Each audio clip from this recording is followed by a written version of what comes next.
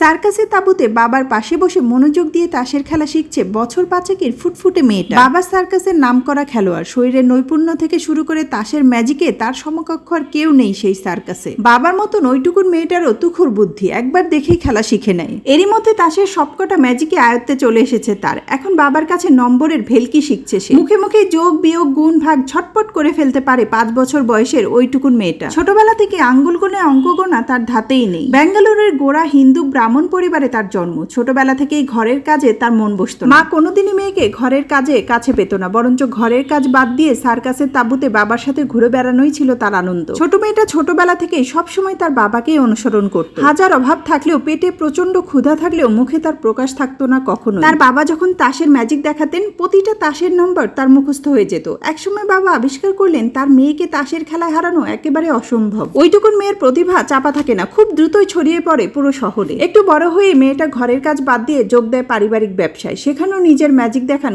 বছরে। সময় গড়িয়েছে, এতদিনে মেয়েটি বড় হয়েছে, অনেকটা স্বাবলম্বী হয়েছে, আত্মবিশ্বাসে ভরপুর। গ্রামের সেই লাজুক মেয়েটি আর নেই। মেয়েটির সেই প্রতিভা এতদিনে ছড়িয়ে গেছে পুরো বিশ্বে। একবার বিবিসি থেকে আমন্ত্রণ পায় মেয়েটি। বিবিসির শোয়ে হাজির হলেন মেয়েটি। খুঁজে খুঁজে সবচেয়ে কঠিন অঙ্কটি এসেছে অনুষ্ঠানের উপস্থাপক মিশেল। মিশেল প্রশ্ন করলো, মেয়েটি প্রশ্নের উত্তর কয়েক সেকেন্ডে দিয়ে দিল। কিন্তু উপস্থাপক মিশেল এটা মানতে নারাজ। সে বলল, না, এটা ভুল উত্তর। পরে সে কম্পিউটার আর ক্যালকুলেটরে সে একই হিসেব করে দেখলো মেয়েটির হিসেবই সঠিক। যেখানে ক্যালকুলেটরে হিসেব করতে সময় লেগেছে 3 মিনিট, সেখানে মেয়েটি উত্তর দিয়েছে মাত্র কয়েক সেকেন্ডে। এরই মধ্যে মেয়েটির বিয়ে হলো এক আইএএস অফিসারের সাথে। বাঙালি পরিবারের বউ, সব আদব কায়দায় রপ্ত করেছিল সে। জীবনও চলছিল চেনা ছন্দে। কিন্তু জীবনের তালটা হুট করেই কেটে যায় বছর কয়েক পরে। মেয়েটি বুঝতে পারে তার স্বামী আদতে সমকামী। এরই মধ্যে জন্ম নিয়েছিল খুব ফুটফুটে একটা মেয়ে সন্তান। তারপরেও ছাড়াছাড়ি হয়ে যায় তার স্বামীর সাথে ছাড়াছাড়ি হবার পর সমকামীদের মানসিকতা নিয়ে বিস্তর পড়াশোনা শুরু করেন সে। সমকামীদের নিয়ে একটা বইও লিখেছেন তিনি। সেখানে তিনি বলেছেন, সমকামিতা কোনো অপরাধ নয়, সমকামীদের জীবনযাপন পদ্ধতি শুধুমাত্র আলাদা। আসলে সমকামিতাকে একটা মানসিক অসুস্থতা ছাড়া আর কিছুই মানা হতো না সমাজে। মেয়েটির সংসার ভাঙলো ঠিকই, কিন্তু তার আদর্শ মচকালো না। সমকামিতার লড়াইয়ে স্বামীর পাশেই দাঁড়ালো সে। শুরু হলো তার এক অন্যরকম পথ চলা। সমকামীদের উপর লেখা তার বইটি আন্তর্জাতিক মহলে স্বীকৃতি পায়। তখন সমকামীদের উপর বিস্তর তথ্য উঠে এসেছিল তার লেখনীতে। অঙ্কের হিসাবটা চটজলদি মেলাতে পারলেও জীবনের হিসাবটা মেলানো এত সহজ ছিল না তার জন্য।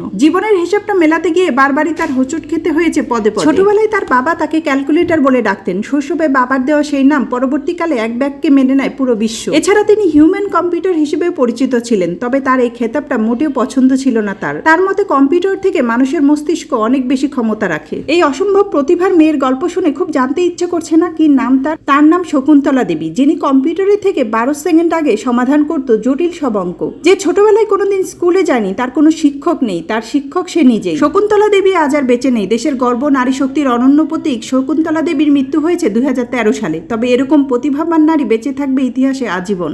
তবে যাই হোক, শকুন্তলা দেবীর গল্পের সাথে সাথে আজকের ভিডিওটি এখানেই শেষ করছি। এতক্ষণ সাথে থেকে পুরো ভিডিওটি দেখার জন্য সবাইকে ধন্যবাদ। কথা হবে নতুন কোনো ভিডিওতে। সে পর্যন্ত ভালো থাকবেন সবাই। আল্লাহ হাফেজ।